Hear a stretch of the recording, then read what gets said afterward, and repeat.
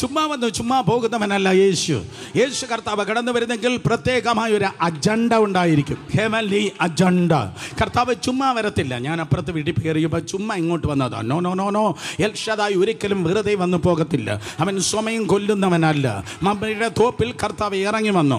മമ്രിയുടെ തോപ്പിൽ ഇറങ്ങി വന്നിട്ട് കർത്താവ് പറഞ്ഞു, സൃഷ്ടാവാം ദൈവം പറഞ്ഞു, ഇപ്പോൾ നിങ്ങൾ 2 പേരാണ്, എന്നാൽ 365 ദിവസം കഴിയുമ്പോൾ ഈ നേരമാകുമ്പോൾ നിങ്ങൾ 2 അല്ല, നിങ്ങൾ 3 ആയിരിക്കും. കാഹളനാദം കേൾക്കാൻ താമസമെങ്കിൽ അടുത്ത വർഷം ഈ നേരമാകുമ്പോൾ നിന്റെ സ്ഥിതി ഒരിക്കലും ഇന്ന് കാണുന്നത് പോലെയല്ല, ഒരിക്കലുമല്ല ഇന്ന് കാണുന്നത് പോലെയല്ല. കാരണം അവസ്ഥകളെ മാറ്റുന്നവനാണ് ദൈവം.